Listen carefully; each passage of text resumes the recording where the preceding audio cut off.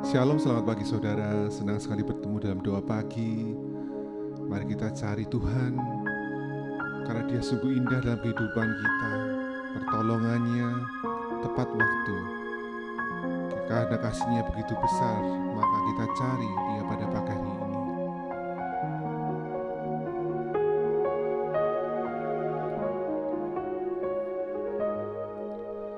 Tuhan, sungguh ku bersyukur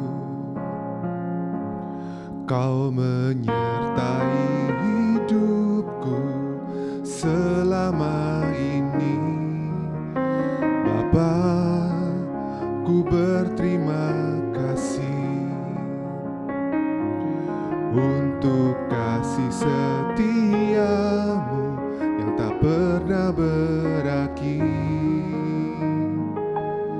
Ku ada hari ini karena Tuhan baik dan teramat baik bagiku.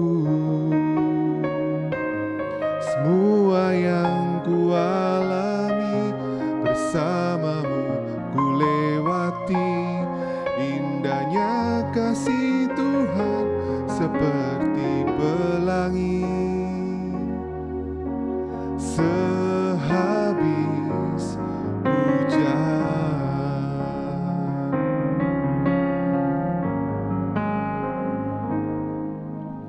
Tuhan, sungguh ku bersyukur Kau menyertai hidupku selama ini. Bapa, ku berterima kasih untuk kasih setiamu yang tak pernah berakhir. Ku ada hari ini karena Tuhan baik dan teramat baik bagiku. Semua yang ku alami bersamamu ku lewati. Indahnya kasih Tuhan seperti pelangi. Sehabis hujan, aku ada hari ini karena Tuhan baik dan teramat baik bagiku. Semua yang ku alami bersamamu ku lewati. Indahnya kasih Tuhan seperti pelangi. Aku ada hari ini karena Tuhan baik dan teramat baik bagiku. Semua yang ku alami bersamamu ku lewati. Indahnya kasih Tuhan seperti pelangi.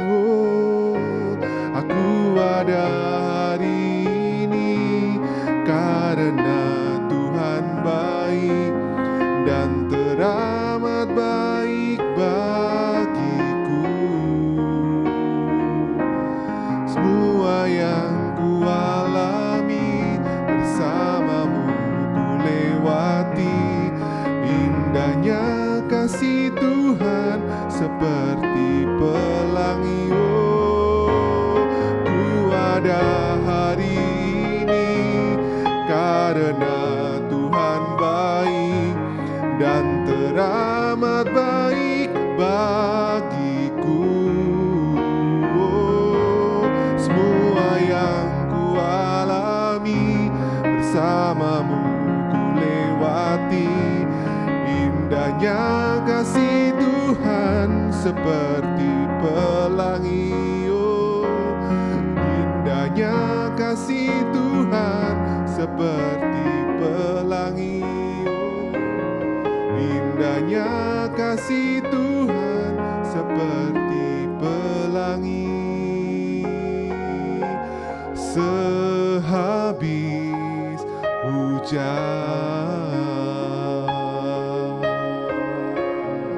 Oh, sungguh besar dan indah kasih-Mu Tuhan dalam hidup kami, sungguh nyata, sungguh ajaib Tuhan.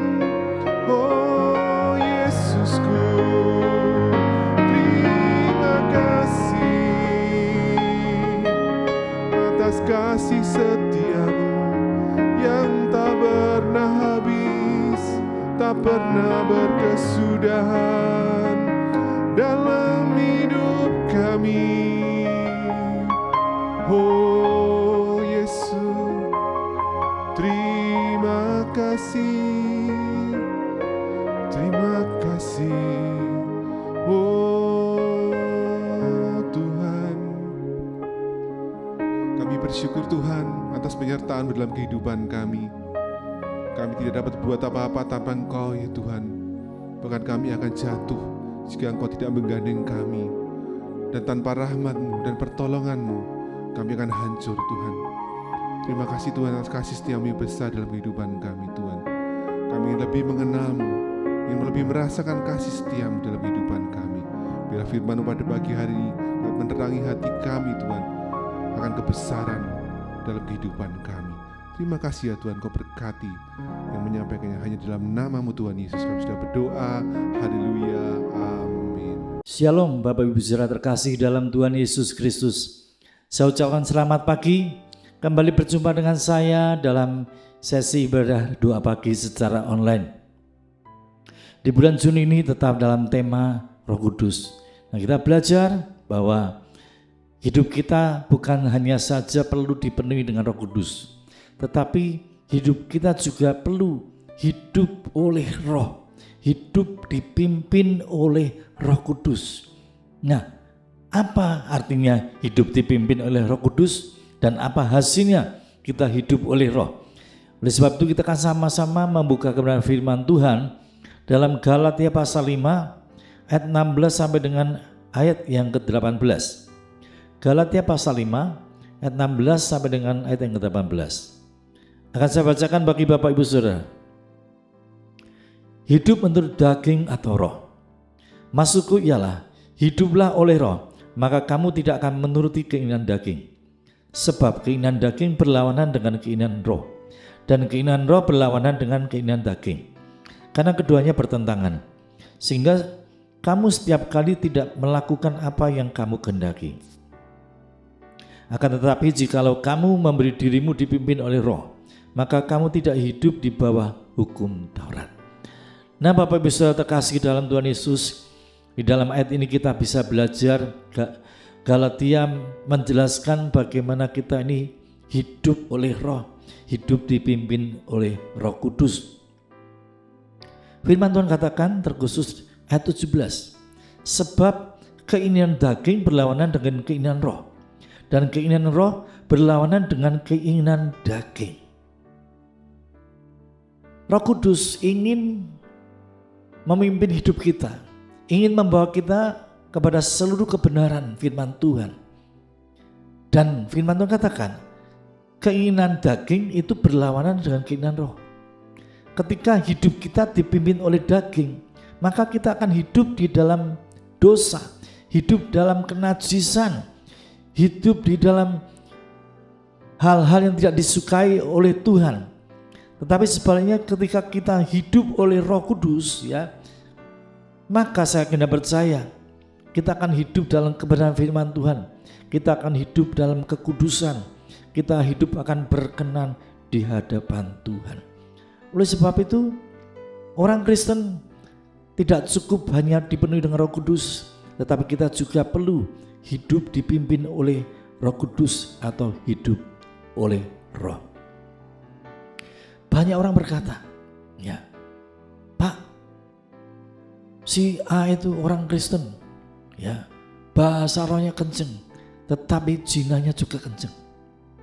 Pak, si B itu bahasa rohnya kenceng, ngakunya penuh dengan Roh Kudus, tetapi suka nipu sana nipu sini.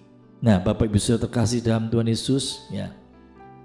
Seringkali kita mendengarkan pernyataan seperti itu, ya. Tetapi kita tidak bisa menyalahkan kepenuhan Roh Kudus itu sendiri. Kita tidak bisa menyalahkan bahasa roh itu sendiri. Bahasa roh, kepenuhan Roh Kudus itu sesuatu yang baik. Tetapi kalau ada orang-orang Kristen yang berbahasa roh terus tetapi hidup dalam dosa, berbahasa roh terus tetapi hidup dalam kenajisan, maka jangan kita salahkan bahasa rohnya atau kepenuhan Roh Kudusnya. Yang salah adalah oknumnya. Dan saya yakin dan percaya banyak kok orang-orang karismatik yang dipenuhi dengan Roh Kudus berbahasa roh, ya, tapi hidupnya hidup dalam kekudusan, hidup dalam kebenaran firman Tuhan, hidup taat akan perintah-perintah Tuhan. Dan maaf, banyak juga orang-orang Kristen yang tidak percaya bahasa roh, menolak kebenaran Roh Kudus, tapi hidupnya dalam dosa.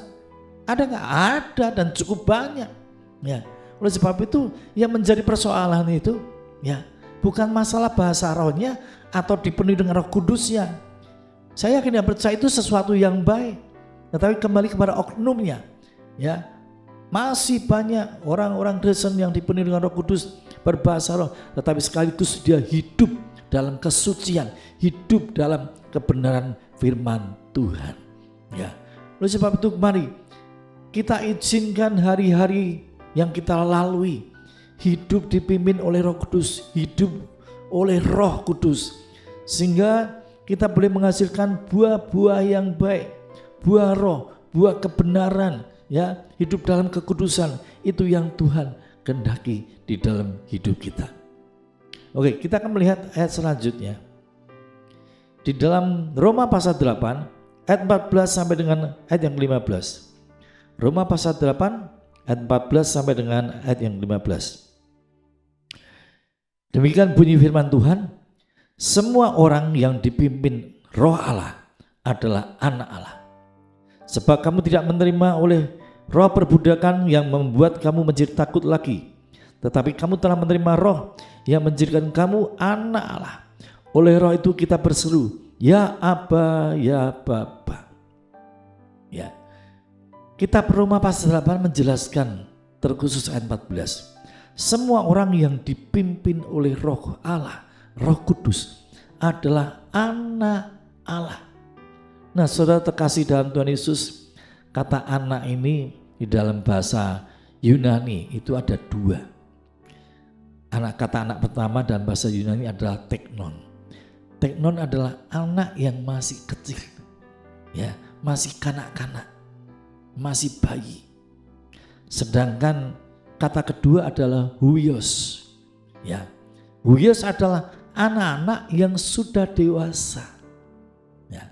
Nah, kata anak yang tercatat dalam Roma pasal 8 ayat 14 dalam bahasa aslinya adalah huios, bukan teknon.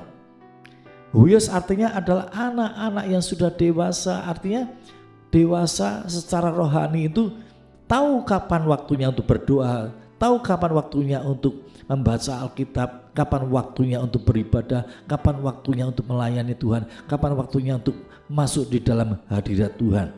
Itu adalah anak-anak yang dewasa. Ya. Jadi dengan kata lain, ayat Roma pasal 8 ayat 14 ini ingin menjelaskan orang-orang Kristen yang hidupnya dipimpin oleh Roh Kudus, ya. Mereka adalah orang-orang yang dewasa secara rohani. Artinya dewasa, artinya mereka adalah orang-orang yang sudah hidup di dalam kebenaran firman Tuhan, hidup dalam kekudusan. Ya, hidupnya tidak lagi dipimpin oleh daging, tetapi hidupnya dipimpin oleh Roh Kudus. Ya, dan dewasa. Dia tahu kapan waktu untuk berdoa, kapan waktu untuk membaca Alkitab, untuk masuk dalam hadirat Tuhan, memuji, menyembah Tuhan, ya, untuk melayani Tuhan, untuk beribadah kepada Tuhan. Itu adalah orang-orang Kristen yang dewasa. Jadi kita bisa menyimpulkan bahwa orang-orang yang hidupnya dipimpin oleh Roh Kudus, dia adalah anak-anak Tuhan yang sudah dewasa secara rohani. Mereka adalah orang-orang Kristen yang hidup di dalam kebenaran firman Tuhan, hidup dalam kekudusan. Saya kira percaya ketika kita mengizinkan Roh Kudus memimpin hidup kita, maka hidup kita akan menghasilkan buah-buah yang baik, buah-buah kebenaran yang menyukakan hati Tuhan. Saya kira percaya firman Tuhan pada pagi hari ini memberkati setiap kita yang sudah mengikuti ibadah doa pagi secara online dimanapun Anda berada. Dan ketika kita membuka fajar dengan memuji menyembah Tuhan dan kita boleh mendengarkan firman Tuhan, saya kira percaya sepanjang hari ini kita akan hidup dalam pimpinan Roh Kudus, dan apapun yang kita lakukan Tuhan akan buat menjadi berhasil dan Tuhan akan memberkati kita. Amin. Tuhan Yesus memberkati. Selamat pagi.